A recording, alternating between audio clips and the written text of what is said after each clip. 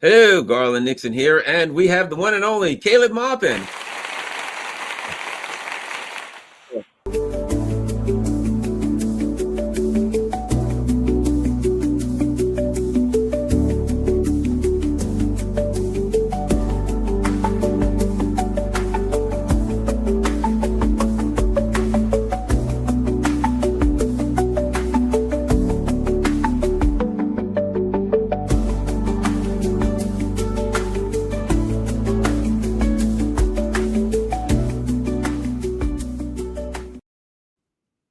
Oh, let's see. Sorry about that, Caleb. I'm trying to get to your website. All right. So we've got with us the one and only Caleb Maupin. And before we get started, here's Caleb's website, and it is the Center for Political Innovation.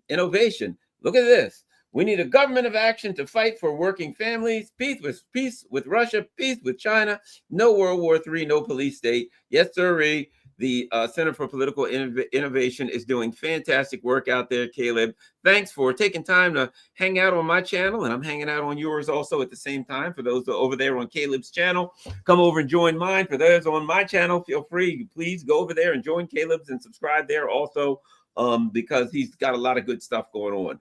Caleb, how goes all, brother? Oh, all is well. Right now Noah is in he's from Boston, but he's in Russia in Nizhny Novgorod at the smaller World Youth Festival that they're having, representing the Center for Political Innovation. So we're very happy to have him there, representing us. That's good. We're having a National Day of Action on October 4th to support peace with Russia. That's coming up. So we're gonna have people in different cities. We did a thing on August 15th. We had people in 8 different cities. We're hoping to have a couple more cities this time. So it'll be pretty good. And I was just at the United Nations today. We're always out there doing things, talking to people. The Center for Political Innovation is moving ahead, trying to push forward a program for advancing the interests of working families in America, building peace in the world, supporting the new economy that's rising around the world, and pointing out that the only future America is going to have is joining that new economy rather than trying to fight against it and go down with Wall Street and London. How about that? They're swimming against the tide. Oh, this is my Center for Political Innovation shirt that Caleb gifted to me. Isn't that wonderful? So I wear it regularly. I very proudly wear my CPI USA shirt. All right, let's get talking, Caleb. You know, there's one of the things, and you understand these issues very, very well.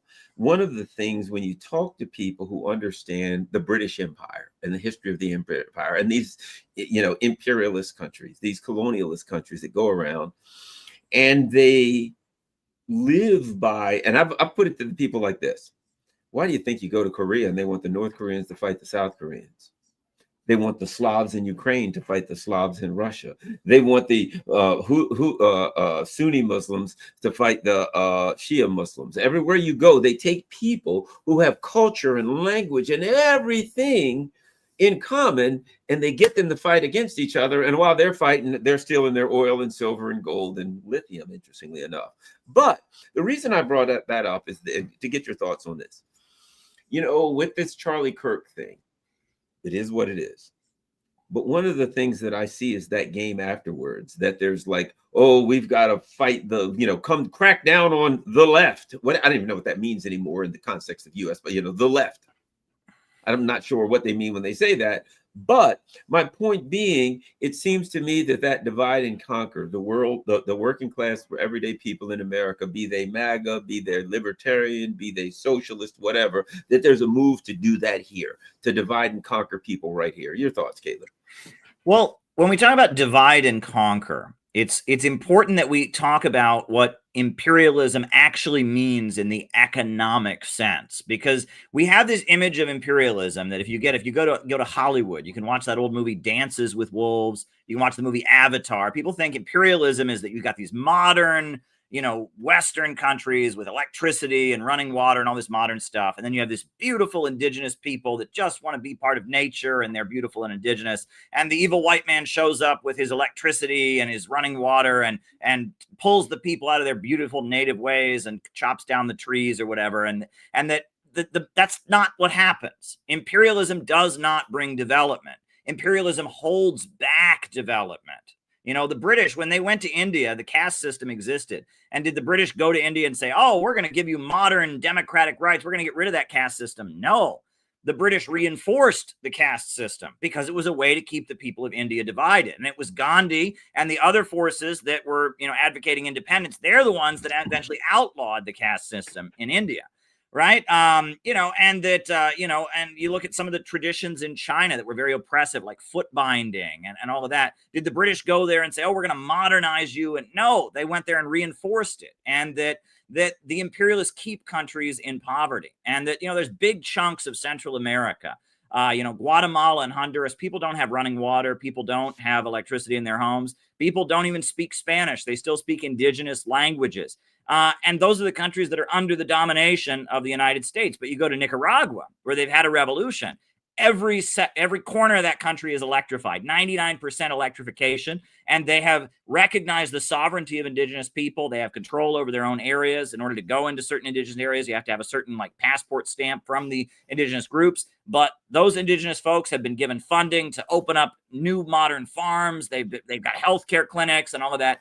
Imperialism does not bring development. Imperialism is about holding back development and dividing people on the basis of nationality, on the basis of tribal difference, ethnic difference, religious difference, is a way of keeping people weakened and holding them in a state of underdevelopment so that Wall Street and London can be dominant. And that is what we need to keep in mind here. And now you're talking about this in terms of the United States, and that I see this is exactly what they're doing. That if we could get together on the basis of three things that basically all of America thinks. Number one, these wars are being waged on behalf of somebody else, not us. We're not benefiting from these wars. Number two, the economy is getting worse, and we need economic development right here. Our economy needs to get better. And three, our freedoms that are enshrined in our Constitution, our right to privacy, our right to free speech, freedom of religion, these things are being infringed on, and we need to protect those freedoms. If we could build a coalition around those three things, we could have a very serious movement that would really challenge the imperialists.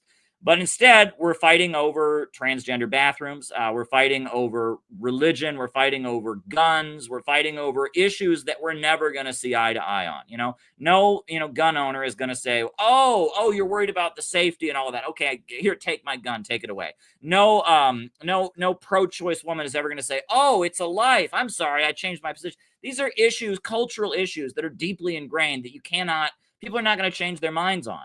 But there is potential for forward motion around ending the wars, around protecting our freedoms, around economic development. That's the conversation they don't want us to have. So they can keep us shooting at each other over these cultural issues. I think we need to view these things to some degree or other as in terms of live and let live. You know, the Houthis in Yemen, they are Shia Muslims, and they know that the majority of Yemenis are Sunnis. And so when they established their revolutionary committee, they said, we're going to have federal autonomy. In our areas, we're going to do the Shia thing. And in South Yemen, you can do a more secular Sunni thing. And in the parts of northern Yemen that are Sunni, you can do a religious Sunni thing. And we're going to, let people be as they're supposed to be. And that's actually what the Minsk agreement that was supposed to solve the Ukraine crisis was. It was going to say, fine, in Western Ukraine, you can speak only Ukrainian, but we get to keep our World War II memorials. We get to keep the Russian language.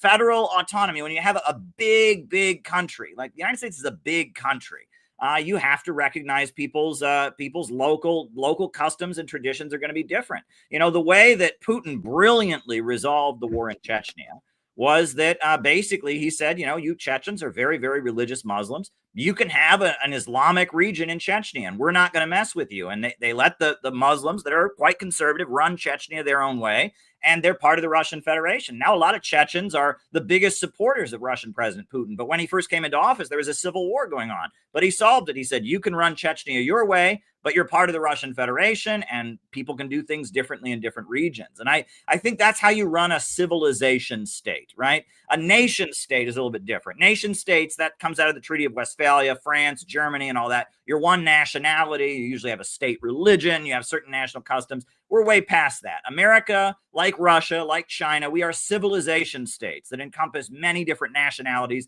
many different religions. So there has to be regional autonomy. You have to, kind of give different cultures a way of being, right? That's part of how a nation state is held together. That's my thinking, and that these cultural issues are just going to cause us to be more and more divided. And I think that's what the ruling elite wants, as to make sure that there's no solid opposition to what all of us oppose that they're trying to shove down our throats. Yeah, I agree. And one of the things about you, when you mentioned the Chechenian conflict or war, the United States and the West was behind it. They were the CIA and MI6. So Russia had an issue in its border. The CIA and the MI6 were bringing in extremists. They were pumping in money. So even then, that wasn't, I wouldn't say necessarily as organic a conflict as it would seem. It was, even then, it was imperialists trying to create conflict inside of Russia. Oh, absolutely. But the way that Putin was able to, quell it basically was to just grant, autonomy to the local people. So that, yes, there were people sent in. Saudi Arabia poured a lot of money into funding, Islamic extremists that wanted to break Chechnya away from Russia. But the reason that they had some support was that it's a historically Islamic region, and the USSR had been secular. And after the fall of the Soviet Union, the Russian Federation was largely Russian Orthodox. But now, that's one thing I learned in my most recent trip to Russia, is Putin's actually more popular with the Muslims than the Christians. Did you know that? He's a Christian. No. He's a Russian Orthodox Christian, but he gets a higher percentage of the vote in the Muslim regions because he's done so much to bring economic development, and that he promotes the kind of the family values, the kind of conservative stuff. And on top of that, he says, if you want to be a Muslim, you be a Muslim. And Russia has more Muslims in it than any other non-Muslim country in the world. And the Muslims of Russia love Putin. And it tends to be, in the cities in Russia, and like St. Petersburg and in Moscow, you have like a layer of like rich kids who look at their phones and are like looking at Western propaganda, and maybe they like Navalny or the opposition. But there's none of that in the Islamic regions, because they're all like, wow, Putin has brought back the economy, he's provided jobs, and he's also letting us do our own thing. And there's a whole history of that. That was the plan to bring down the Soviet Union. Brzezinski, he set up the Afghan trap, he called it. He created a situation where the Soviet Union would have to move its military into Afghanistan, right? The government of Afghanistan, you had the pro-Soviet generals came to power, and then an insurgency was launched against them. So the Soviet Union felt, okay, we have to have our allies back. This is right on our border. And then with, Saudi Arabia, they started funding Wahhabi extremism in Afghanistan and bringing religious fanatics from all over the world. A wealthy young Saudi named Osama bin Laden, a billionaire who is like, his family had the state monopoly on construction in Saudi Arabia, bin Laden Construction. They were kind of hired to build this global movement of Wahhabis to go to Afghanistan and fight the Soviet Union. And the idea was that not only were they going to drive the Soviet Union out of Afghanistan, they were going to make Afghanistan a base to spread Islamic extremism all throughout the Islamic regions of the USSR. That was the plan. And that's actually why, people like, this general, Michael Flynn, right? He's not a leftist. He is not an anti-imperialist at all, but he loves Russia because he's somebody who wants to make sure something like 9/11 never happens again. And he knows nobody knows how to fight those networks of Islamic extremists better than the Russians do. The Russians have been tracking them. The Russians have thoroughly infiltrated their networks and all of that. And, the Russians actually said to America, watch the Tsarnaev brothers, the Boston bombers. They actually said to the American government, we've been tracking them. They're Chechens, right? They're in certain circles that we monitor. We monitor the web conversations. There's two guys, the Tsarnaev brothers, keep an eye on them. We didn't listen, and the Boston bombing happened. And Russia knows how to fight Islamic extremists, but they're all about, if you want to be a Muslim and not be a terrorist, if you want to just run your region in a traditional Islamic way, they're all about it. And the Muslims of Russia actually love Russian President Putin. He's very popular. And that's an aspect that we don't really get. We have this caricature of Putin as some kind of like ethnic nationalist or something like that. That's simply not the case. He simply is not that. He represents kind of, restoring the pride and dignity of Russia, historic Russia, and bringing together different nationalities and cultures in, what is historically Russia, and kind of getting out of the nightmare of the 90s of the fall of the Soviet Union. Let me ask you this, a term that I'd like to ask you to explain to people, and also how it applies to the divide and conquer strategy in the United States. Bonapartism. No. Well, Bonapartism, that's a Marxist term. And I've spent a lot of time investigating that, because it's one of the Marxist concepts that's kind of obscure. But basically, it comes from the fact that Karl Marx was living in Paris in 1851. And Paris at the time was a capitalist democracy. They had an elected government, but there was an economic crisis. The workers went on strike and there were rebellions going on. All these things were happening. So Napoleon's nephew, the nephew of Napoleon Bonaparte, Louis Bonaparte, he was just this kind of well-known politician who did all kinds of crazy gimmicks to be popular. He auctioned off gold bars, which was illegal in France at the time, but he was rich and he got away with it.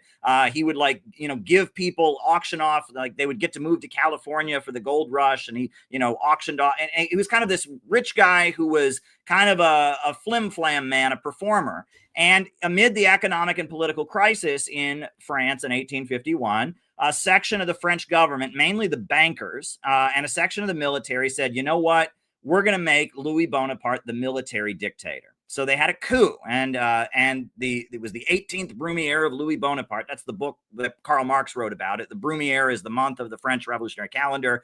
Louis Bonaparte was declared the military dictator of France, and a lot of wealthy people in France got sent to African prison camps or fled the country. And he presented himself as kind of like a socialist, right? He was invoking the French Revolution and his uncle, Napoleon Bonaparte. And he said, we're declaring the Second French Empire. And some people say empire is about war, but empire is actually about peace. And he enacted some very dramatic reforms to France. He built railroads. He used government money to build railroads across France. He also built free hospitals for poor people. So poor people, if they needed to go to the hospital, they could go to a government hospital in some of the cities and get medical care. And that made him wildly popular. But at the same time, he crushed the socialist movement, and he threw a lot of socialist leaders in jail and all of that. But he also crushed the conservatives. And at the time, people in France didn't quite know what to make of this. What is this, right? And Marx is living there at the time, and he says, well, this isn't a socialist revolution.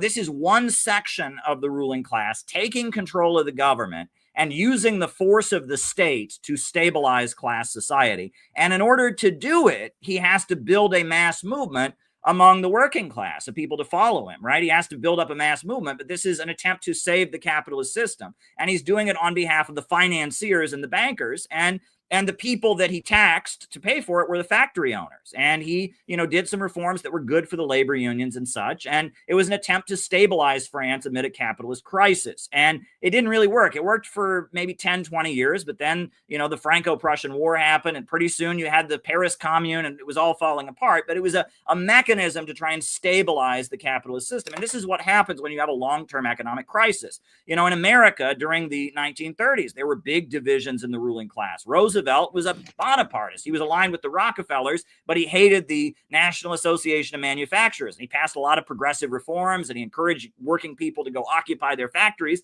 to bring them into motion. Hitler was a Bonapartist in Germany. He represented the German industrialists who didn't like the British and American banks, and so he seized control with the backing of Hallemer Schacht, the banker, and Krupp and Tyson, and they crushed the Communist Party, but they also, they canceled the debt to American and British banks, and all that led to World War II. And that Bonapartist maneuvers are part of what happens in a capitalist crisis. When the economy is getting worse, when society is becoming unstable, the rich and powerful fight with each other, but they all want the other rich and powerful people to have to pay for it, right? They want to use the government to resolve the crisis at the other guy's expense, right? And that's kind of, Bonapartism refers to capitalist on capitalist violence, right? The capitalists are always oppressing workers when they rise up, etc. But when the capitalists start locking each other in prison, when they start, executing each other, coups and things like that, that's Bonapartism.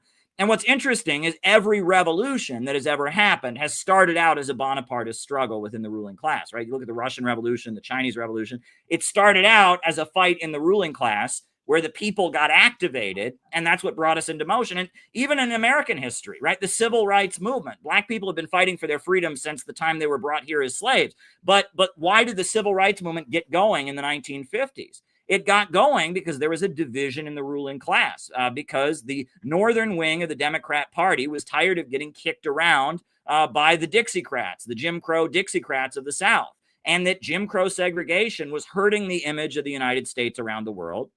And the military industrial complex tends to be Southern. It's Southern guys that overpopulate the generals, the officer caste of the military. And there was a whole fight between like the Rockefellers and the New England elite and the Southern military brass. And so, you know, the United Auto Workers and the Kennedy family and other, you know, factions of the elite started saying, we want to get rid of Jim Crow. And so you had kind of an opening, and Dr. Martin Luther King Jr. came into being. And then pretty soon we know what that led to, the Black Liberation Movement, the Black Panthers. Out of that, we got a very exciting movement that they couldn't control any longer. And that there's a whole history of this, of divisions in the ruling class, capitalists trying to suppress other capitalists. That's how working people get mobilized and brought into politics. And then they discover their own strength, and then it goes in their own direction. So, you know, fascism is a form of Bonapartism, progressivism, social democracy. These are forms of Bonapartism. But it's when the ruling class are fighting with each other and they're trying to use the power of the state to stabilize the crisis. And it's a concept that's not widely understood, but Marx wrote about it, and he observed it in France in 1851.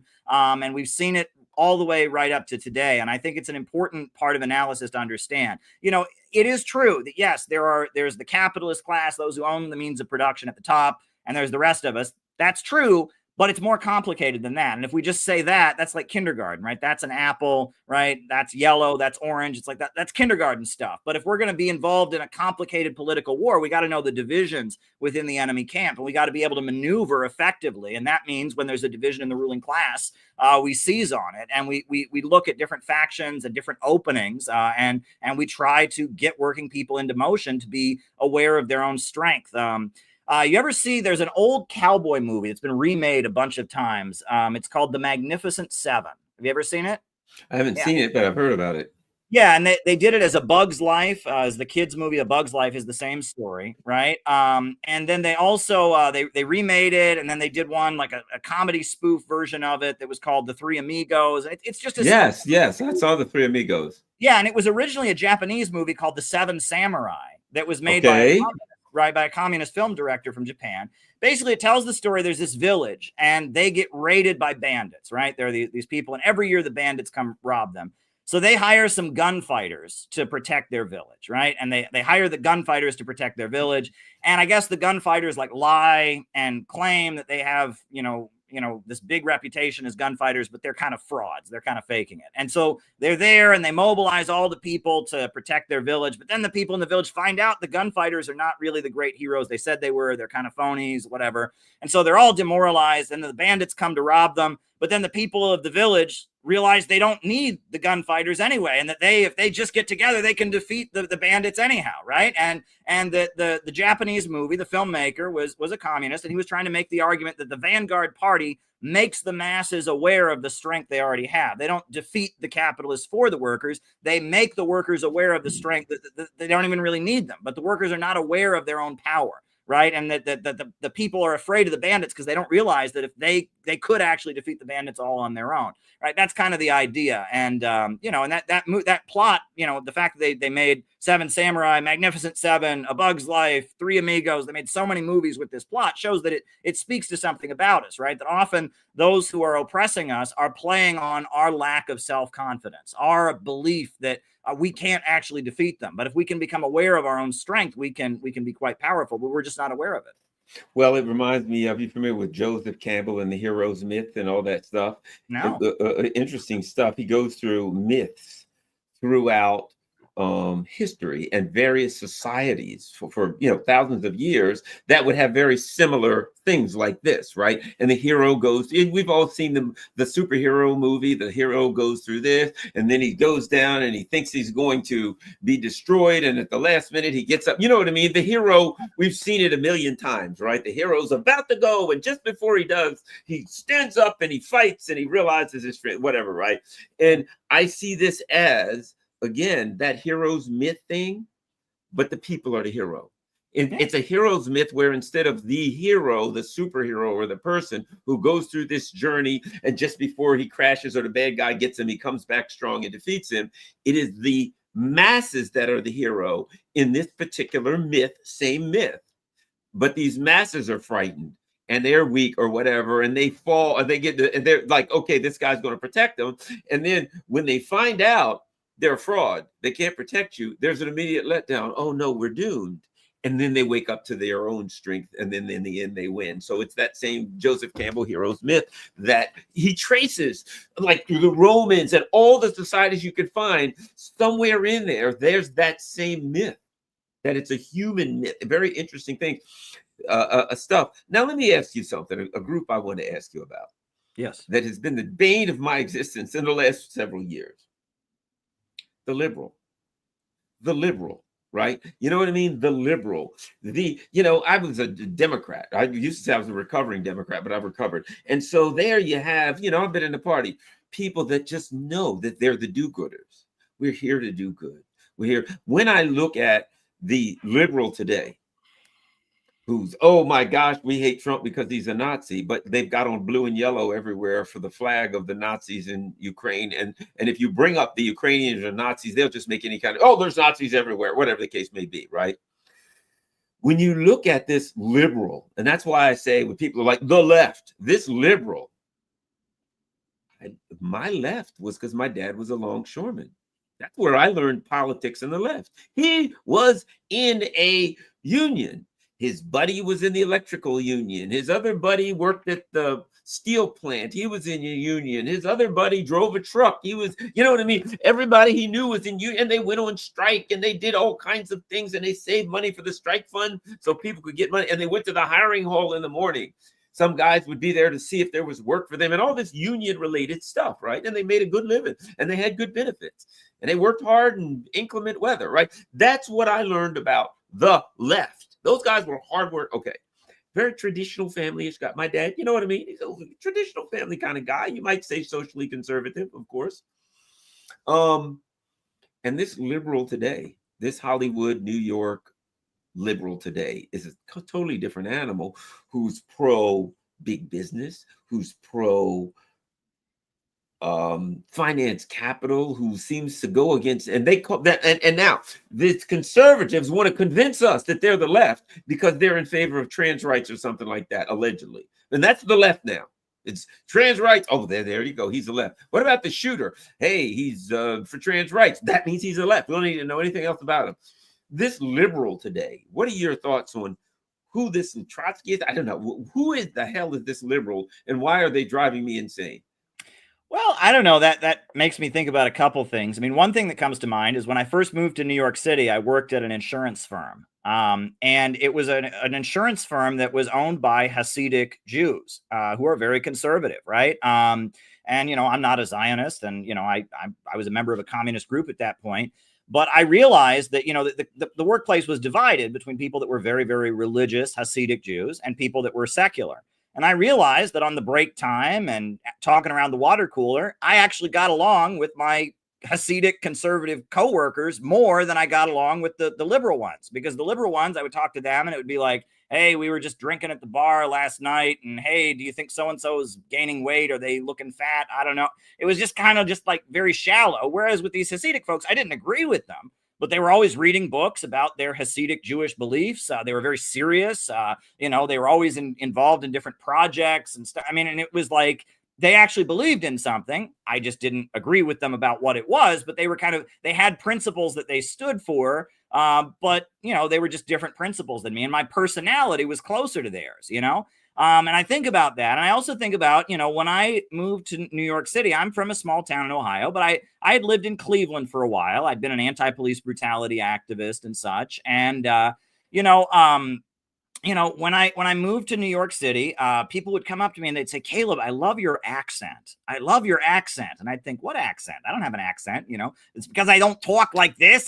Because I don't talk this way, I have an accent, and I always thought that was odd. And that, there's just ways that you speak, right? That, if you grew up religious, I would give a speech. I'd say, well, they say America's a land of milk and honey. Well, that's a religious, or whatever. And whenever I would use like little phrases like that, I would be speaking to a crowd full of leftists or whatever. And there would be like a cringe, like they just cringe when they hear that. Right. And that there's kind of, when you talk about liberalism, there's an element of kind of like what you said of like, it's almost like checking off all the boxes, right? It's we're not really serious. We're not really ideological and devoted, but there's a group of rules that we should all live by, right? And so I've got to check off the box. I'm pro-transgender. I'm pro-Ukraine. I'm pro-abortion. I'm pro, and then you always got to be on guard against somebody who doesn't check off one of the boxes, and it's kind of weird. I've increasingly had arguments with people that are liberals nowadays, where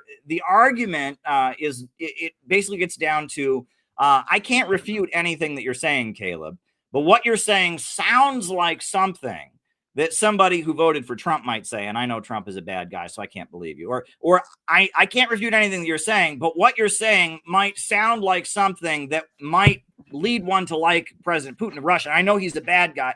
And it's funny because it actually reminds me of arguing with Bush people. They used to be like that, right? It was, you're against the war in Iraq. Why do you hate America? Why do you hate our troops? Why do you hate our fighting men and women overseas? And it's the same kind of like thing. It's like there's a set of things that you must believe. And if something sounds like something, you're not supposed to believe it. And we saw the beginning of this. I remember when they started warning us about misinformation, and they had lists of websites you're not supposed to look to. And they never could tell you anything false these websites had said, but there's a list of websites you shouldn't go to because they couldn't tell you because they're bad. That's why. And they're on the Russian disinformation or something. Right. It was a list of, and it was this game of there's certain ideas that you shouldn't start to have in your mind. And that if a source or a fact or a person is saying things that might lead you that way, oppose them and get away from them as fast as you can, not because what they're saying is false, not countering what they're saying with facts, but just because, they're not checking off all the boxes. And it became kind of an intellectual conformity exercise. I remember during the Iraq War days, that was something, at my school, it was always, we got to support the troops. And I have no problem with the troops. And I'd say, well, if we support the troops, maybe we shouldn't want them to get shot for weapons of mass destruction that aren't there. I don't understand what that is, but it was always, we got to support the troops. And that there's these people out there that are disrespecting the troops. I said, who's disrespecting the troops? What are you talking about? And, they say, well, 50 years ago during the Vietnam War, there were a bunch of hippies who went around. And I'm like, that's 50 years ago. And, people argue about even what that ever happened. But it became this thing of, well, in the name of supporting the troops, we can't question foreign policy. That was a conservative thing. That was a Bush era thing. And now that's the liberal thing, right? In the name of opposing Russia, opposing disinformation, opposing, supporting human rights, opposing fascism and Trump. It's kind of thought stopping, and it's not very deep. They're not really asking bigger questions. Why are things the way they are and all of that? They're just kind of trying to check off the boxes. And there's kind of a fear of nonconformity, right? Another big aspect of liberalism, though, I must point out, is Malthusian economics, right? The notion of overpopulation and the idea that there are too many people in the world and that the problems of the world are due to too much consumption, right? There's too many people and we're eating too much and we're living too much. And that if we've got to reduce the population, we've got to reduce consumption. That anti-human belief system, right? That people are the problem, that people are the enemy, right? Anti-populism. That was the belief system of the British Empire. It comes from Robert Malthus. He developed that. And then the Rockefellers brought it back. They founded the Neo-Malthusian Society in the late 1800s, and they pushed this notion. And that has nothing to do with Marxism. Marx wrote pages and pages, read Theories of Surplus Value. Marx explained that is not true. Human beings are the source of wealth. The more people you have, the more wealth you have, right? So that's just not true. But the notion of human beings as unproductive consumers or useless eaters, the idea that humanity itself is the problem, that we need to roll back the wheels of history and destroy growth, that has become a big part of the liberal canon. For example, the woman who started Planned Parenthood, right? And I agree that women should have reproductive rights. I'm not opposed to birth control, things like that. A lot of what Planned Parenthood does is good. But the woman who started it, Margaret Sanger, right? She was a communist in New York City. She was very wealthy, an Irish-American woman who was very, very wealthy. And she had a socialist magazine, but her magazine was all about sex because she believed socialism would lead to sexual freedom. And she threatened John D. Rockefeller after there was a massacre of some workers. She actually offered $4,000 to anyone who kills John D. Rockefeller. That's a crime, so she had to flee the country. She moved to Britain. And then the Russian Revolution happened, and she's a socialist. She thinks it's great. She goes over to Russia, and it's just not the free sex, free love paradise that she thought it was going to be, right? They're not doing that. They're doing other things. There's a lot of popular reforms and all of that, but in terms of everyone being able to have sex with everybody else and abortion and birth control and all that, it's just not what she was looking for. She goes back to Britain, and she actually meets with the Rockefellers, who she threatened to kill. And the Rockefellers say, well, hey, we believe in sexual freedom too, because we believe in overpopulation. And we'll pay you hundreds of thousands of dollars to go start setting up abortion clinics and birth control clinics in America. So she comes back to the United States. The criminal charges against her are dropped. And she opens the first birth control clinic in Brownsville in New York City. And she's all about it. And then when the Great Depression happens, all the communists are marching around demanding jobs for all and all of that. And she starts coming out with this concept of the cruelty of charity. And she says, we don't need welfare programs for poor people because then they'll have more children and it'll just make the problem worse. And that the Great Depression is caused by overpopulation. And she actually ends up speaking at Ku Klux Klan rallies because she's telling the KKK, hey, I know you guys are conservative and all that, but with abortion and with birth control, we can get rid of the quote unquote inferior races. And she's speaking, and there's actually a KKK guy who's on the national board of Planned Parenthood, a guy named Lothrop Stoddard.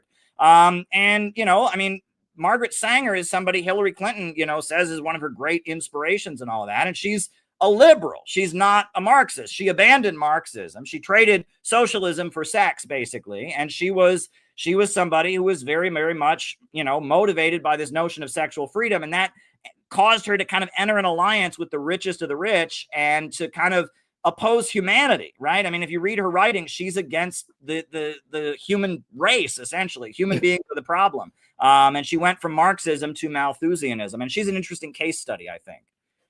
Very interesting. Yeah, the thing I've noticed, I'll give you an example, and I've seen this happen again and again. I used to have a show on KPFK in Los Angeles, but I think I was the people there. A lot of people got mad when they got rid of me. They couldn't, they were angry at me because I wasn't anti-Russian by any stretch of the imagination. And they would get so angry. But most of the callers loved me, but I got this one woman call in, and I've got this in my other station, rarely, but occasionally. The lady called and says, I can't believe what I'm hearing on KPFK. I said, okay. She says, I feel like I'm listening to Fox News. And I said, well, I tell you what, I said, I'm open. I said, if there's something that I said that you find distasteful, let me know what it is. I'd like to understand what it is, and we can discuss it. Maybe I can understand your point. Maybe you can correct me if I'm wrong. What was it that I said that you find like Fox News? She says, I don't know. I don't know, but it's just, I feel like I'm listening to Fox News. I said, understand. Well, just tell me something. One thing. I don't know. She didn't know. She had no clue. She knew she was listening to Fox News. And I had another guy call in on my WPFW show in Washington, D.C., which I've had, since 2013 now. And the guy calls in and he says, because I'm talking about World War II, and I'm saying, here's something, because Trump had just said something about we defeated the Nazis. And I said, most people don't know this, somewhere between 80 and 84% of all of the Nazis that were killed by the Red Army. They fought 80% of the German army and they defeated them. The majority of, this whole thing was an attack on the Soviet Union and et cetera. So I brought up some things like that. I brought up the senior Bush, who was running a bank along with a guy named Harriman, who was a Democrat, and who I believe it was 43, Roosevelt had to shut it down because they were still doing business with the Nazis. So I brought up, these are some things you might not know about World War II. And I started throwing some things out there. And a guy calls in, I can't believe this. This is WPFW. And I'm hearing this Russian propaganda. I said, well, I wouldn't want to hear some crazy Russian propaganda. So, okay, I'll tell you what. You let me know what it was that you felt that I said that was out of line, and I'd be happy to, discuss it with you. And hey, if you can point to an area where I'm wrong, I'll accept it. What was it that I said that bothered you? Do I have to tell you his answer? I don't know. And see, that's the liberal. They heard something that caused them to have some cognitive dissonance. Putin is evil. We won World War II. The Russians, everything they've ever done and ever will do is bad. They've done nothing but evil and bad. You know, they've got certain things. And when someone says something that they don't believe, they go, something's wrong. This is not right. I'm having cognitive dissonance here. And when you ask them what it is, they can't tell you. They don't really know, because their understanding of the issues is so superficial that there is not enough depth there for them to even challenge you. They just know you said something that somehow doesn't jive with what they believe. Yeah. No, in my book, Trotsky and the Neocons, I talk about how the neoconservatives, Irving Kristol, and Max Shachtman and all of them, they came under the influence of a guy named Leo Strauss. And Leo Strauss was a philosophy professor at the University of Chicago. And his big book is called Persecution and the Art of Writing. And he quotes Plato and he quotes all the great philosophers. And he says, well, they all had to write in code, because if the masses really knew what they really thought, they would persecute them. And he has this narrative where there's certain people that are just better than others. They're the philosopher kings who are meant to rule over the rest of us. That comes from Plato. Yeah, Plato's Republic. And he says that basically the job of the government is to, basically brainwash the masses to make sure they don't get in the way of the philosopher kings, right? He says that, that there's something he calls the noble lie, that it's okay to lie to the masses of people because they can't handle the truth, right? And his favorite TV show is Gunsmoke, the cowboy TV show from the 50s, where the good guy wears a white hat and it's all good. The bad guy wears a black hat and it's all bad. And he says this is how the American people should understand politics. They can't understand the nuances. We, the smart ones, we can handle the nuances. But for the masses of people, it needs to just be an episode of Gunsmoke. It needs to be a cowboy episode of Gunsmoke. And that Leo Strauss was advising all these neocons. He was a strategist, right? And I don't think it's a coincidence that we had two presidents that took on the cowboy persona, right? One was literally a cowboy actor from Hollywood, Ronald Reagan. And then George W. Bush, he was born in Connecticut, which is not cowboy, not out west, but yet he became the governor of Texas, and his whole campaign, he wore the cowboy hat. He was W or whatever. And that, the boomer generation that was largely voting at that time, they grew up with cowboy television shows and stuff like that. And so, to get them to think about world politics like it was a cowboy 1950s Western with good guys and bad guys, and America was always the good guy, and the people questioning or opposing America were always the bad guys. That was part of doing it, and that was part of manipulating it. And John Bolton was trained by these folks. So Elliot Abrams, John Bolton, and Mike Pompeo, they're the people that were in Trump's cabinet the first time, and they betrayed Donald Trump, right? And those guys, they were all trained in Sovietology in the 1970s and 80s. It was an academic field run by the neocons, run by the former Trots. The former Trotskyists, the neocons, they ran Sovietology, and they trained them in a certain style of thinking. And they all undermined Trump, basically. And they're mostly in the Democratic Party at this point. John Bolton's a Democrat and is one of Trump's harshest critics on CNN. And he just had his home raided by the FBI. And it looks like he may have been selling secrets, to the other NATO countries. He may have had some kind of intelligence arrangement with the British, with France and Germany and others to undermine Trump. And so that's pretty wild. And Tulsi Gabbard seems to be moving against them. And that the Russiagate hoax was cooked up by these people. It was cooked up by the neocons. It was, and they were using it to try and prevent Trump in his first term from making peace with Russia. What I tell people, and this, you just can't tell people this enough, right? This war in Ukraine would never have happened if these people hadn't lied to us about Russiagate, right? And we need to remember that, right? It's not just a side issue. They accused Trump of something and it wasn't true. No. You have to remember, if Trump came into office and was able to do what he said he would do, I asked him March 15th, 2016, during the election. I actually asked him. I had my one question I asked to Donald Trump, and I said, is it possible to get along? And he said to me, and he said to the whole room full of people, if we can get along with Russia, that's very good. And if Trump had been able to come into office and actually do that, the world would be a much better place today, and hundreds of thousands of people would still be alive who've died in this war. But Trump came into office and he couldn't make peace with Russia. And he was under investigation for Russia collusion. And they investigated. And then during the 2020 elections, the FBI used that Russiagate lie to suppress the Hunter Biden laptop story and make it so that that Facebook and Twitter and all the outlets suppressed a true story about Hunter Biden and Joe Biden and their nefarious activities. And then Biden came into office and escalated. And now we have the special military operation, the war in Ukraine. This wouldn't have happened if the neocons hadn't gotten together and concocted a noble lie. That's what they call it. That's what Leo Strauss called it, a noble lie to convince us and to set the stage for this. This war would not have happened. And when Tulsi Gabbard was speaking recently at the National Conservatism Summit, she pointed out that the exact same people who lied about weapons of mass destruction, James Clapper is one of them, are the same people that lied about the Russiagate hoax. One was a lie for the Bush administration. One was a lie for Biden and Obama, but it was the same foreign policy objective. They believe in regime change. They believe in overthrowing governments, and they don't want peace with Russia. And that these lies that these people have told have cost, quite a bit. I mean, they've killed hundreds of thousands of people, and we have to remember that, and that the neoconservatives. I mean, if there is a successful full-on repudiation of them in Washington, that could change a lot of things. Now, the paleoconservatives, the more hard right people in the Trump administration, Pete Hegseth and people like that. There's issues there too, right? I'm not pretending that those folks don't have problems. I'm not giving my endorsement to everything that they've ever said.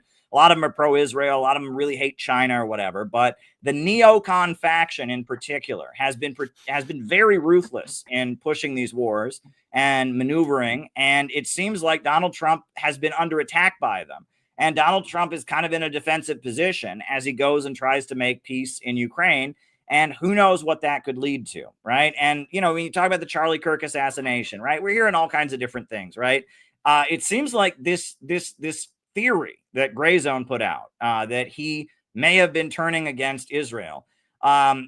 Israel is like screaming from the heavens. That's not true. How dare you say that? J.D. Vance has come out. Oh my God, don't put words in. Like, it's a situation of like, methinks the lady doth protest too much, right? They wouldn't have to say that. They could just say, oh yeah, there's conspiracy theories on the internet. Don't give it any mind. But like the next day after that Gray Zone report, Netanyahu's on there saying, that's crazy. We didn't do that. And J.D. Vance, the vice president, said, oh no, Charlie Kirk would never turn against Israel. Oh, you don't know what you're saying. And now, Marjorie Taylor Greene is showing like screenshot receipts, and I mean, it's making me think that maybe there's truth in this, and that Charlie Kirk was a friend of the Trump administration. He apparently asked Trump not to bomb Iran. And it appears to me that, the fact they're screaming, they're just so desperate for us, don't believe this, it makes me wonder if it might actually be true. There's Haaretz, Netanyahu's Charlie Kirk video, right? Everything there is Charlie Kirk, you know what I mean? The top of the thing, they understand that people are looking at them with a jaundiced eye, shall we say. That people are like, this thing looks awful suspicious here. Some guy's got a gigantic gun, and we're supposed to believe that he put it in his backpack, which would never fit, or stuck it down his leg. A bolt action rifle. I grew up, my dad had a bolt action rifle. My dad was a hunter. You ain't sticking a big old bolt action rifle down your pants unless you got on like those MC Hammer pants like he used to wear that look like clown pants. And even then you couldn't walk. It's absurd. But we'll leave that one alone for now. A lot of things there just really don't add up. But at any rate, now, something else I wanted to say. So Trump had said, I'm going after Antifa, right? And we're going after Antifa, and we're going after let me throw my thoughts on you. I remember a while back when the MSNBC crowd was all about, what was it? The Boogaloo Boys and the Proud Boys. And everybody, members of my family, people that I knew that watched MSNBC all the time. Yeah, the Proud Boys, and they're going to do this. We've got to deal with the Proud Boys. They're terrorists. And I'm like, I'm very familiar with the Proud Boys. Very familiar with the Proud Boys. To be quite frank, if we're honest, in my humble opinion, based on what I've seen, it's a gay organization. It absolutely is. Do you know where the Proud Boys name came from? Came from the Aladdin song from the movie. They're really into singing these whatever the Broadway hits shows and things, and just look up what their rituals are. It's a very gay organization. I've interviewed people in it. Okay, which is I could care less. That's their business, right? And extremely small. like in the dozens. There ain't no Proud Boys out there. And I'm like, they can convince you guys just by saying the Proud Boys and the Boogaloo Boys every day that there's this massive organization of millions of Proud Boys, just waiting to overrun the entire country and do Proud Boy things. I guess they'll sing show tunes or something, right? Which maybe that'd freak out liberals. I don't know. Doesn't bother me actually, but and now Trump's saying Antifa. People were like, and then I'd hear about conservatives. Yeah, conservative, it's Antifa. They're out there, and I remember saying, how many actually Antifa people do you think? Legions, hundreds of thousands. And I'm like, why have I never met any of them? Like, I've never known a person who's like, hey, I'm in Antifa. Like, hey, there's the Antifa meeting. Hey, let's go down to see that big skyscraper, right? That's the National Antifa headquarters. And I'm like, it's the same thing. A bunch of schmucks, college students, put on black and maybe a motorcycle helmet, and they go out and they're like, we're Antifa, but it's not something that really actually exists. Trump's like, we're going after their funding. Well, that'll be easy. It's not an organization, so there's really nowhere. Where would somebody send funding? I guess they'd have to like find somewhere they were protesting and literally walk up to a couple people in black and say, are you Antifa? Yeah, here's some money. That's the only way to do it. It's nothing. It's like find the website. I'll put it like this. I don't know about in Europe, but it just ain't here. But they got the liberals convinced that the Proud Boys and the Boogaloo Boys are going to get them. They got the conservatives that there's legions and billions of Antifa running all over the place. And I'm like, you're being had, Caleb. Well, it's interesting. I have a couple thoughts. My first question, when Trump says he declared them a terrorist organization, right?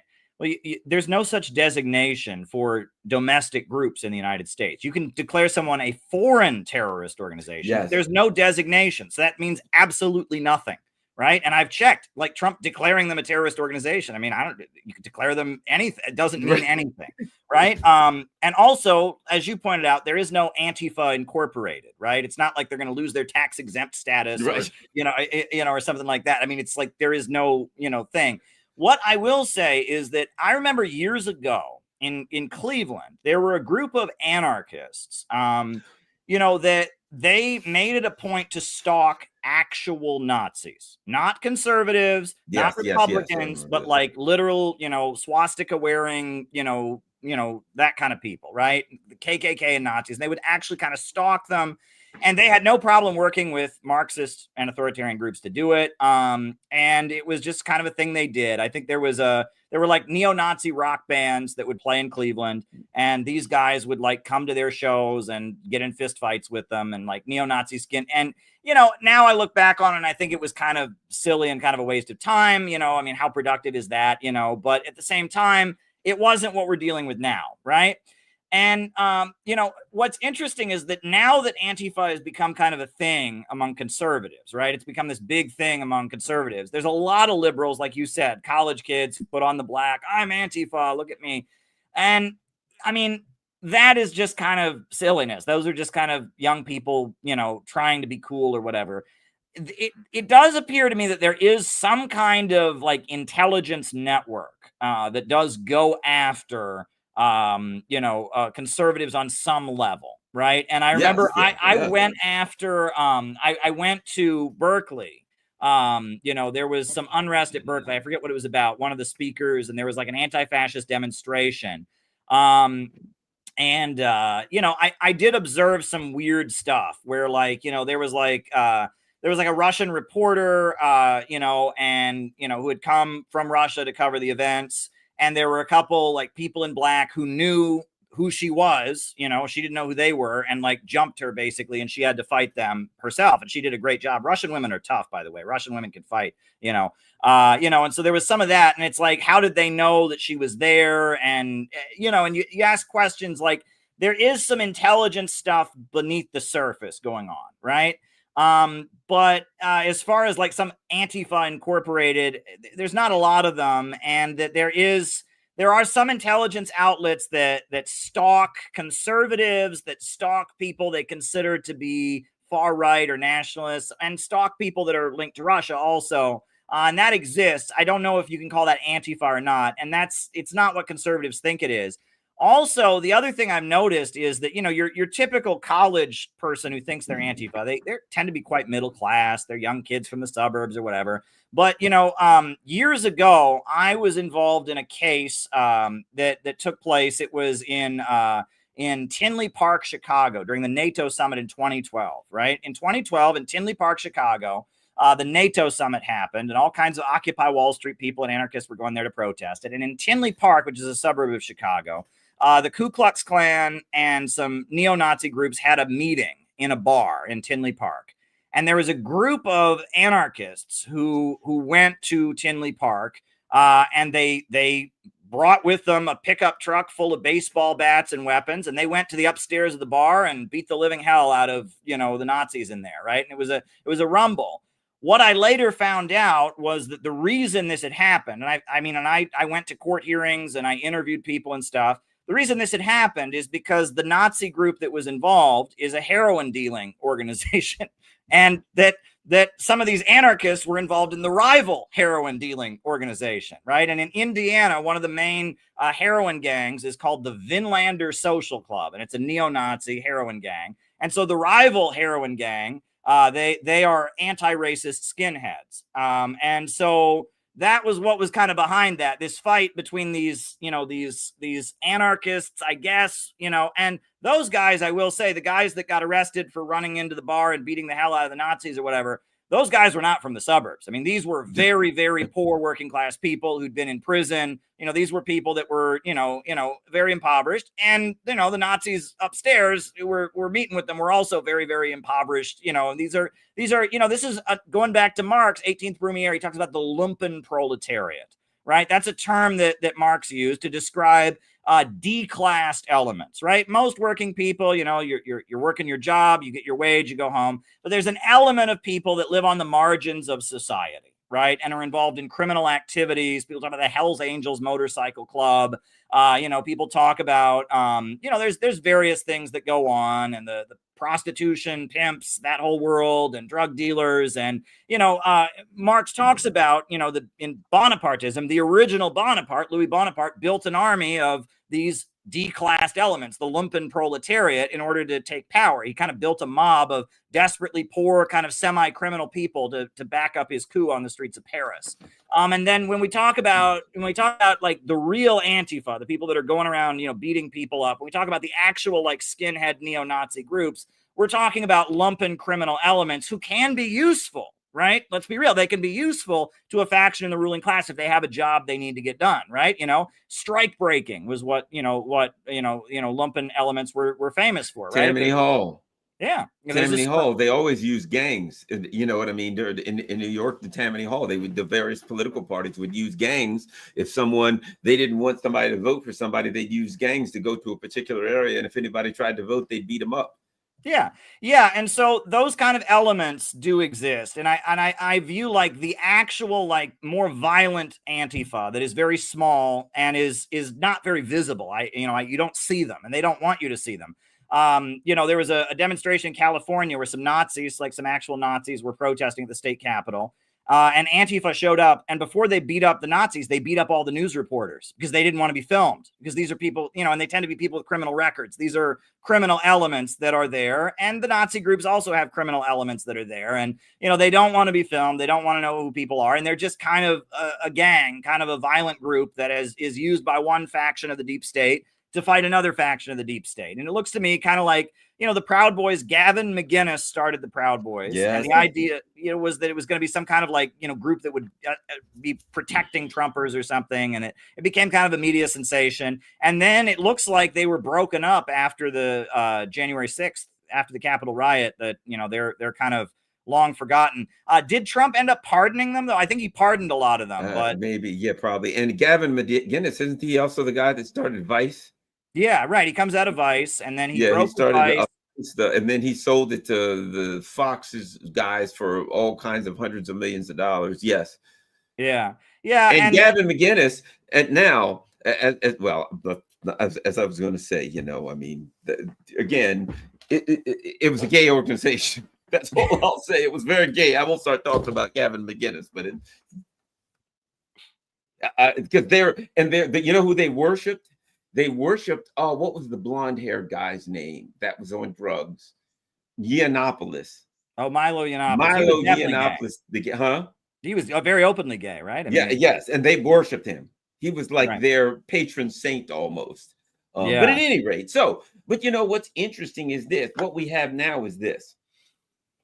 The liberal so-called leaders used with the Proud Boys of the Boogaloo Boys to scare the bejesus out of the liberals. And then the conservative ruling elite uses Antifa or whoever, Black Lives Matter or something, to scare the bejesus out of the conservatives. Like they both got a group out there, one of which you've never met. You're never going to meet these, you know, the average guy who lives wherever. He's never going to meet a Boogaloo boy. He's never going to meet a Proud Boy, Antifa. Never going to meet him. But they've got you scared to death and all huddled together like puppies, afraid of a bunch of people that there's very few of them that have no political power and that you will never meet or see in your life. Right. Right. And that part of what's going on is that, you know, the murder of Charlie Kirk, you look at that video, it's very, very ugly. It's very, very graphic. And then the people that are celebrating it, there's a reason that all the conservative outlets are taking videos of the people celebrating it. It's to re-traumatize their audience and say, look at all these people. They want to kill you. They're gleefully celebrating what happened to somebody you admire. It's to really traumatize people. And that's why, as much as I really think it is sickening to see all these people celebrating the murder of Charlie Kirk, I'm saying I don't think the idea of building some directory and trying to get all of them fired from their jobs is a productive thing to do. We don't need more of this trauma, right? We need people to come together, and that there's been a big effort in the aftermath of this killing to traumatize people, make people very terrified and afraid of each other. And that's what we don't need, right? And that, you know, getting people to believe that they're going to be killed, they're under attack. I wonder sometimes, you know, for example, Michael Moore. I used to really like Michael Moore, and he just completely Fahrenheit 9/11, Roger and Me. I thought that was good work. Yeah, and he just completely went down the hill. But a couple of years ago, he wrote his autobiography, and in it, he talks about after he made Fahrenheit 9/11. Somebody tried to blow up his house, right? There was a conservative guy who went to his house with dynamite, tried to blow up his house, and he says the FBI saved him or whatever. And that makes me go, huh, is that why Michael Moore sucks now? Is that why he, you know, I wonder about that. The FBI saved him. And after Tucker Carlson got fired from Fox News, AOC made this joyful video. Oh, I'm so happy. And she said, he's the source. He's the source of all these death threats I'm getting. And I go, huh, is he really? You know, and I wonder if the deep state is playing games here. And I get back to the years of lead in Italy. And, you know, it was, we know with Operation Gladio, the CIA was funding and enabling the Red Brigades to do their terrorism. It was funding and enabling the fascist groups, the Italian social movement, and others to do their terrorism. And you have to wonder, and then, of course, the Italian elected officials that were in the Communist Party, they increasingly had to rely on the state security services for their protection because they didn't want to get killed by the Red Brigades. They didn't want to get killed by the fascists. And so increasingly, right, they're being threatened and there's bombs going off and all of that. And so they're getting closer and closer to the security services that is protecting them. And that's the government. That's the state, right? And they're supposed to be the Communist Party. And you know, and then not surprisingly, 1978, the Italian Communist Party cuts ties with the Soviet Union. And around the time the Soviet Union falls, the Italian Communist Party just completely liquidates. They just completely threw in the towel. And it looks like a lot of them weren't even really believing in communism at all. They were just kind of going through the motions towards the end. And you have to wonder if a lot of that was, you know, you get people into a situation where they fear for their life. They feel like they're going to be killed. And you create an atmosphere where people fear for their own safety. And that's a way to control people, right? It really is.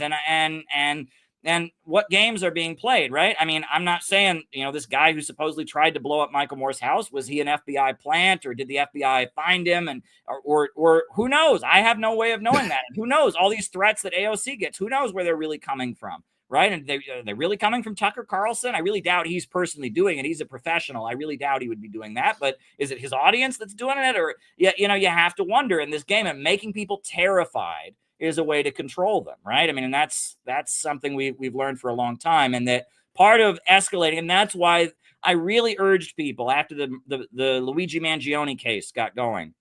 I urge people, do not celebrate what Luigi Mangione allegedly did. Don't celebrate it, because we don't need lone wolf killings. We need a real movement where people come together and learn to work together, to educate, to organize, to engage in mass actions, to demand things. And that Luigi Mangione was very much a bad example. And the way he was immediately blown up is, oh, that's what we need, more lone wolf killings. That was not healthy. And that something was off, that the perp walk that they gave Luigi Mangione, supposedly that was the most expensive perp walk in American history. That that millions of our tax dollars were basically spent to have like all kinds of FBI agents and Mayor Eric Adams and a helicopter and all this stuff just so they could film Luigi Mangione being taken from one jail to another. Something's off. They don't do that for most prisoners, most criminals, right? It's also interesting. I saw he just had a court date. He just had a court date here in New York City. And they dropped the terrorism charges against him, and they dropped the first-degree murder charge against him. Now he's only facing second-degree murder, which I don't quite understand how that works. If he did what he's accused of doing, I have doubts about his guilt. But if he did it, wouldn't that be first-degree murders? Like, something's a little off. That doesn't make sense to me. Also, outside the courthouse, they had this like carnival of Luigi Mangione supporters. And I'm somebody, I go to protests in New York City all the time. I cover all the Palestine rallies. I've been doing stuff. I did not recognize any of those people. There was one person who was kind of a press person who was there filming it that I recognized. They had all these people in wild costumes, and like they had like a spinning wheel and all this stuff. All these people out in front of the courthouse saying, "I love Luigi Mangione. Oh, we think he's great." And they're saying he's guilty. They just think what he did was good. That's really odd. Something's not right about that, right? And this is New York City, and there's a lot of unemployed actors here. And, it was a Monday morning, right? Most people are at work. And like, are we really to believe that there's just a bunch of people who decided, oh, hey, we're going to go put on a bunch of crazy costumes? They had the Luigi hat from Mario, the green hat for like Luigi from like Mario Brothers. And then they had one woman who said she's dating an AI of Luigi Mangione. That's her boyfriend. And she's in love with an AI of Luigi Mangione, and they're going to get married and all this. The whole thing just looked a little bit silly, but it was like somebody's putting on a show for some reason. They want it to appear that there's a lot of people who love Luigi Mangione. They want this case to get a lot of media attention.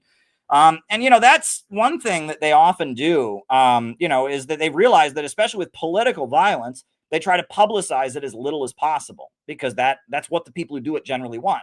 Political violence, people who do it, they want attention, right? And they realized the Weather Underground, at first, they gave them a huge amount of attention when they were blowing things up. And after a year or two, they just stopped reporting on the Weather Underground's, bombings. And that caused the whole group to have this big internal crisis. What are we going to do? We're not getting attention by blowing things up anymore, right? Generally, people that engage in political violence are hoping to get attention from it. So why are they giving this weird case of Luigi Mangione such huge amount of attention? I said this is an intelligence strategy, and that psyching, the fan base, the leftists up to think that what Luigi Mangione did was good. You wouldn't have the people celebrating the murder of Charlie Kirk now if you hadn't had that first. That was the first stage, right? Healthcare is an issue that a lot of people get very fired up about. A lot of people have anger. So we psych them up with Luigi Mangione. Now we have the Charlie Kirk celebrations. This is all a psyop, in my opinion. This is all manipulation, and it's not good for the country. You are right. And if you remember a second ago, the guy I told you about, Gavin McInnes, who started the Proud Boys, and they kind of worship this openly gay guy named Milo Yiannopoulos, right? I found out because I used to work with Lee, who was with Breitbart. Okay. And he gave me all of this inside stuff, and these Breitbart people would come on the show, and I didn't even know who these names were, but they told me all about that. And if you want to know all you need to know about Gavin McInnes and the Proud Boys, here's an article. F.U. Islam, homophobic Canadian commentator kisses Milo in Orlando. Self-described homophobe. Well, he ain't very good at being a homophobe. Gavin McInnes kissed gay Breitbart. What? If he kissed him, you could put gay before both of those names. Live at a press conference in Orlando as an F.U. to Islam. I'm just curious.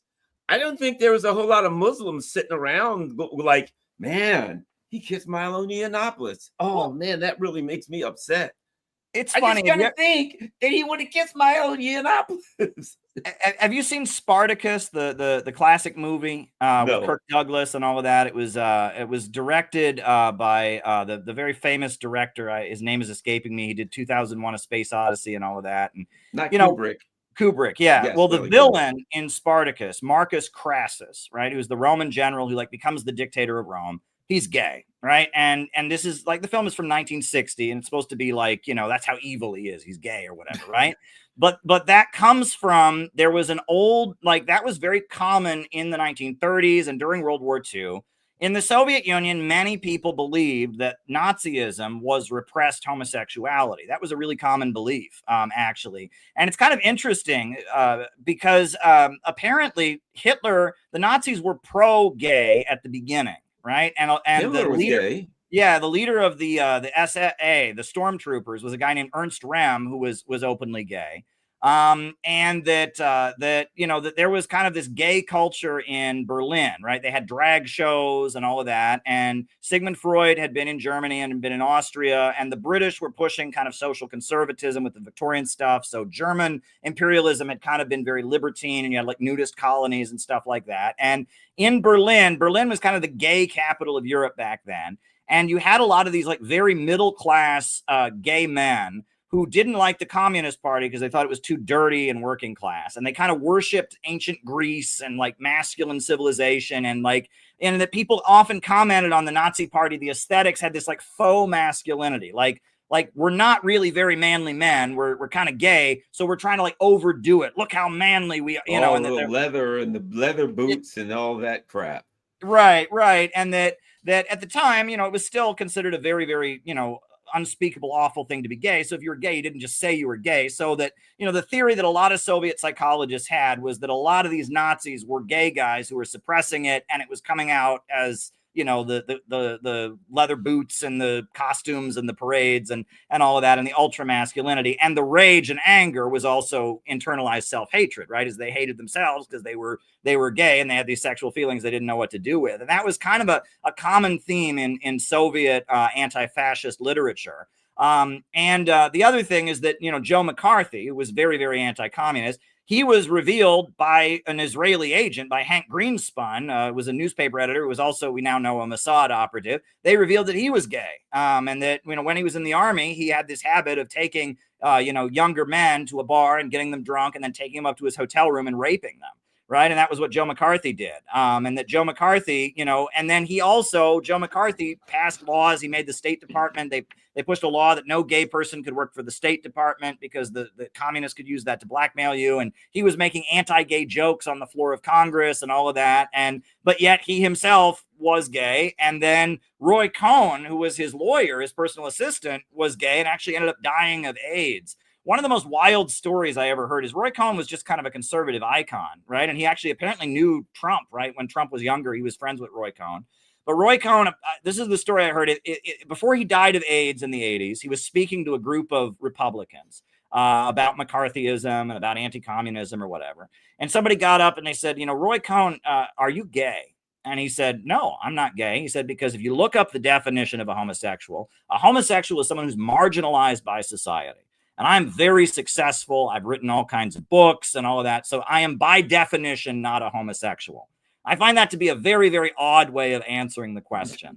You know, and he ended up dying of HIV, and it was, you know, and that whole thing was very, very strange. And so, you know, when it comes to, you know, I mean, this whole thing with the Proud Boys, like being this like very, very gay group, and also being in the right wing and being in the circles that don't like that kind of thing, you have to wonder what's going on there, you know, you know, and that, you know, you know, people's feelings and anger and trauma from their past, and it comes out in all kinds of very strange ways. You know, there's some psychoanalysis that needs to go on. I will say I have really enjoyed, there are two books, Freud and Marx, A Dialectical Study, and The Psychology of Reaction by Reuben Osborne. He was a Marxist psychoanalyst from the 1930s. And he wrote two books arguing that Sigmund Freud's psychoanalytical theories and Marxism can actually walk hand in hand.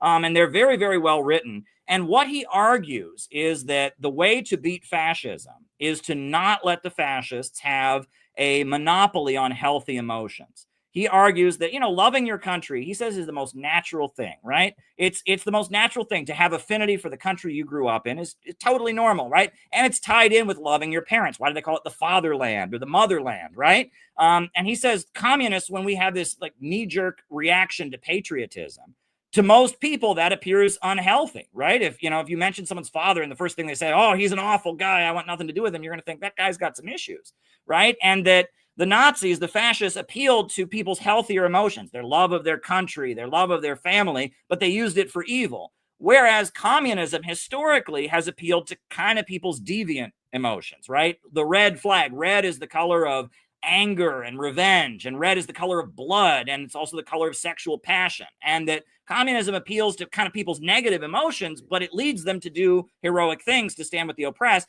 Fascists, on the other hand, are appealing to more healthy emotions, but they're using them for evil. And Osborne argues that there needs to be a flip. And what you'll see is during the late 30s, the Communist Party of the United States, they went into like an ultra-patriotic mode. They said, we're the true American patriots. And they had pictures of Abraham Lincoln at their rallies, and they said, fascism is un-American, right? And that communism is nothing but 20th century Americanism, right, is what they argued. They were the ultra-patriots. And that they kind of viewed communism as being part of the Roosevelt coalition, and that it was kind of in response to this understanding that there was kind of, the psychology behind politics is very, very important, and that if communism was going to be successful, it needed to move away from appealing to deviant feelings and appealing to much more healthy feelings. It's very fascinating. I always tell people that Superman, if you want to think about communism, think about Superman. The first Superman comic was published in 1939. In Cleveland, Ohio, which was an industrial city. And Superman, his first adventure was to rescue a group of striking miners from their crooked boss. And Superman, what's his name? It's the Man of Steel. And do you know how you say Man of Steel in Russian? Stalin. Oh. Yeah, and he's Stalin. I didn't know that. And he's always running around with American flags, truth, justice, and the American way. And who's the villain? The villain is an evil capitalist, Lex Luthor, this evil maniacal capitalist who's trying to rule over the people.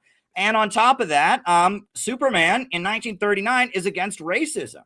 And he's always going around saying racism is un-American. And he actually, during World War II, he fought the KKK in the comics. He was going around fighting the Klan because he said with their racism, they were dividing the unity of the people. And that Superman is kind of, if you think about what the Communist Party was in the late 1930s, what the Communist Party was during the Stalin years, think about Superman.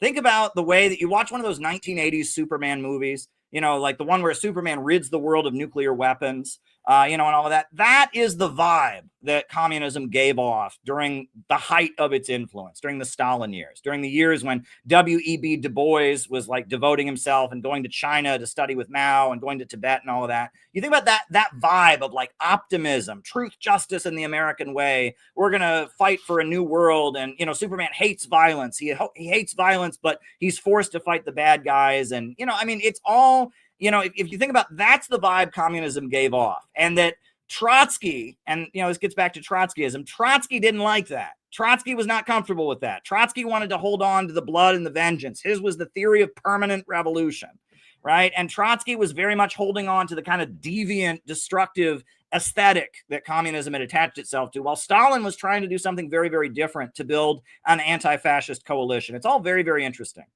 Yeah, good stuff. Thank you very much. Great stuff, and had a great time, Caleb. Tell everybody again where they can find you and all your stuff. Center for Political Innovation, cpiusa.org. We're doing great stuff. Great things are being planned at the moment. I had some great interviews at the United Nations today. A video of that'll be coming soon. It was a great Palestine action, and Garland, it is always a pleasure to appear with you. You stream 24 hours a day. It seems like you have great guests around the clock. Every day you have high profile anti-imperialist voices on this channel speaking truth. It's really an honor to come on this channel. So thank you for inviting me on. And, every time we come on, we tell stories, we talk about all kinds of different stuff, and it's really great. So thank you.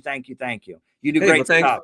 thanks for coming on. I really enjoy, hanging out with you and hanging out with the CPI USA people. I consider them like, friends and family members. So tell everybody I said hi and looking forward to when I get a chance. Unfortunately, I wasn't able, there was something came up and I really wanted to go to the event this year, but unfortunately I couldn't make it. So please, whenever there's an event, know that I always want to be there, and let me know and I'll make take every opportunity. It looks like I'm going to finally get to go to Moscow in November. I'm excited about that. My Congrats. first trip. Yes. So I'm looking forward to that. And see what's happening. It's going to be interesting. You've been to Russia many times, right?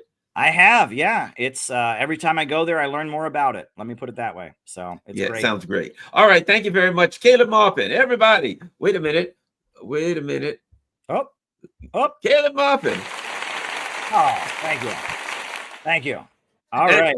So a word from Keir Starmer. There we go. All right, everybody. Go to cpiusa.org and make sure you follow their good works regularly. And the most important thing you can do is share this on all your social media platforms. We're out.